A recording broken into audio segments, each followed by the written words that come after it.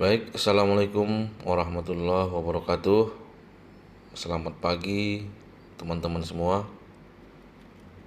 Hari ini hari Sabtu ya. Sambil nunggu-nunggu setup di Bitcoin, ini kita review sedikit untuk mengambil pembelajaran dari analisa SAUUSD kemarin ya. Tanggal 20 Mei 2022. Oke. Ini analisa kemarin pada saat market open itu kami menyarankan untuk mengambil posisi buy di sini di re-entry zone zero loss H1 dengan konsekuensi stop loss di bawah 18.30, dan ternyata dia floating sedikit dan akhirnya close di sini. Yang akan kita bahas kenapa dia floating sedikit dan kenapa close di sini. Itu yang penting ya untuk kita ambil pembelajarannya. Di sini pada saat zone zero loss ini valid sebenarnya ya. Jadi sempat floating profit, sempat running. Ini kita besarkan dulu, kita buang dulu indikator yang bawah ya. Oke, di sini kita pantau di time frame M15 dulu ya.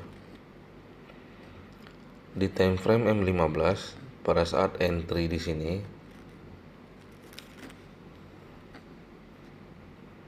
ini marking kuning ya, yang zone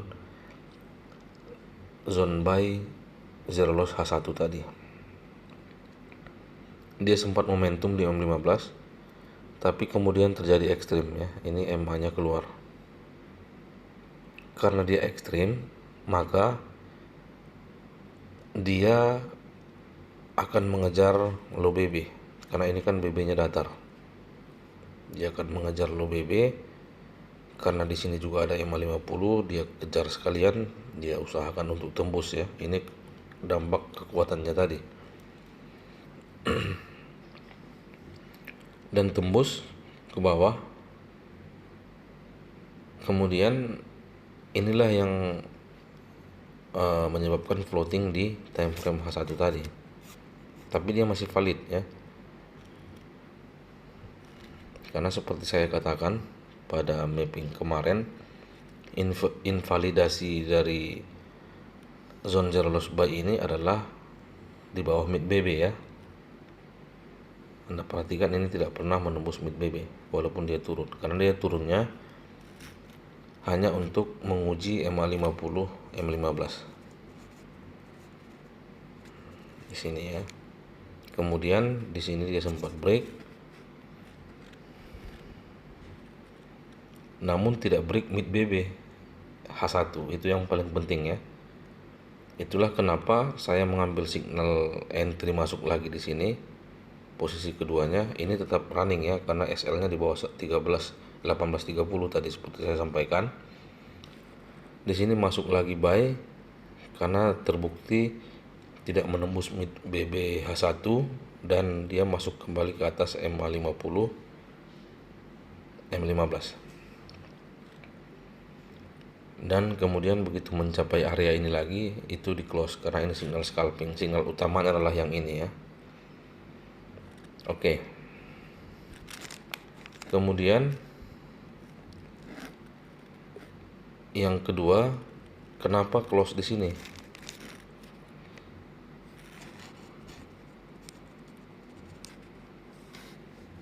Nah, mungkin Anda bisa lihat update-nya di channel free ya. Di sini saya sarankan untuk close begitu mencapai top BBH1. Di sini close karena yang pertama posisi Bollinger Band-nya akan mendatar, Terus yang kedua, H4 belum re-entry ya. Setelah momentum H4 itu belum re-entry. Jadi dia kenaikannya ini di H4 ini, kenaikannya ini hanya untuk menunggu pantulan untuk turun, untuk dia re-entry. Pantulannya kalau kita memakai indikator BBMA adalah garis-garis Bollinger Band terdekat di time frame di bawahnya. Dia pasti akan mengejar ke situ. Makanya ketika dia mencapai top BBH1 ini, dia langsung turun. Dan secara price action juga itu jelas terlihat di area sini, di area top BBH1 ini. Kalau tidak salah di time frame berapa? Nah, ini di M15 ini ada bullish, ada bearish engulfing ya. Jadi ini pola candle yang cukup akurat untuk memberikan informasi kepada kita bahwa di satu level tertentu harga ini akan rejection, bearish engulfing. Yang belum paham apa itu bearish engulfing boleh searching ya di YouTube ataupun di Google. Oke, ini perjalanan naik, candle naik, kemudian candle naik ini ditelan oleh satu candle bearish, di engulf ya. Jadi pada dasarnya bearish engulfing ini apabila dia terjadi di area support ataupun resisten, dalam hal ini resisten kita pada saat ini adalah top BBH1 ya. Apabila terjadi seperti ini kalau dalam BBMA ini boleh dibilang sebagai ekstrim. Hanya saja ini MA-nya tidak keluar, tapi candlenya menunjukkan informasi bahwa memang tertolak di sini. Kan ekstrim itu juga kan fungsinya adalah menjelaskan kepada kita bahwa terjadi penolakan di area tersebut. Oke. Kemudian setelah close di sini, saya membuat marking lagi di time frame H1 untuk ngambil entry buy di sini. Di sini atau di sini ya. Ternyata pada saat masuk ke area yang pertama ini tidak terkonfirmasi ya. Berarti sudah jelas dia akan mengejar MA low H4, re-entry momentum H4.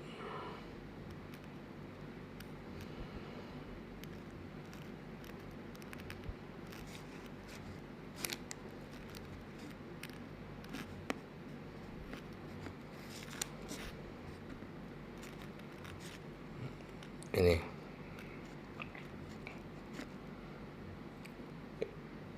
sejalan dengan analisa kita kemarin untuk entry buy-nya re-entry zone zero loss H1 ataupun di re-entry momentum H4, dan dia masuk ke area sini, dan itulah saya masuk buy di sini dan sudah running juga 130 pip ya. Sekarang kenapa ada shadow ke sini? Karena seperti saya jelaskan di beberapa video sebelumnya, kalau di sini ada re-entry dan di bawahnya sedikit ada support, maka dia akan ke situ support. Ini kan supportnya ini saya gambar. Ini di high pada saat dia naik ke sini, memantul, kemudian diuji lagi dan break. Dan ini bertepatan dengan area MA 5 high Monday ya. Jadi dia masuk ke sini dan tertolak. Untuk entry point saya di sini adalah, kita lihat, karena yang pertama gini, kita sudah yakin dia akan tertolak di sini ya. Karena nampak kan kita bisa lihat ciri-cirinya pergerakan harga itu di area sini. Tinggal mencari entry point ya. Entry pointnya paling cepat kalau kita ingin entry berdasarkan analisa bukan asal-asalan, artinya walaupun kita sudah tahu time frame besarnya akan tertolak, saya sering pakai M1 saja. Jadi entry pointnya ini ya, ini marking yang terrejection. Entry pointnya sini, saya ngambil dari entry CSAK M1 ya, dan terus kemudian dia naik tanpa floating ya, naik terus tanpa floating. Jadi seperti itu ya. Kesimpulannya adalah jika kita membaca market itu secara keseluruhan ya, tentunya yang pertama kita harus punya marking, kita zone ya. Artinya membuat marking zone itu adalah membuat level-level tertentu dengan indikator BBMA ini untuk menentukan daerah-daerah mana kita akan masuk dan daerah-daerah mana kita akan exit secara rasional ya. Dan kita akan menemukan bahwa memang harga itu bergerak sesuai dengan indikator garis-garis yang ada pada indikator BBMA. Kan garis-garisnya banyak sekali ya. Ada mid BB, ada top BB, ada low BB, ada MA 510 high, 510 low, ada MA 50, dan setiap time frame ada garis-garis itu. Jadi sebenarnya dia hanya bergerak di antara garis-garis itu jika kita sudah semakin lama memakai BBMA dan kita pelajari terus, kita amati ya. Nah, Anda lihat sendiri marking-marking yang saya buat itu memang harga itu bergerak di range-range itu saja. MA 510 low monthly, 510 MA 10 low monthly, MA 5 low monthly ya. Kemudian MA low H4 dan seterusnya dan seterusnya. Jadi dia hanya bergerak di range di situ-situ saja. Dan semua kita pasti bisa membacanya apabila kita memang memperhatikan secara seksama ya. Oke, itu saja mungkin yang dapat kita ambil pembelajaran pada pergerakan harga SAUD kemarin. Semoga minggu-minggu ke depan kita bisa mendapat profit lagi ya. Oke, itu saja. Assalamualaikum warahmatullahi wabarakatuh.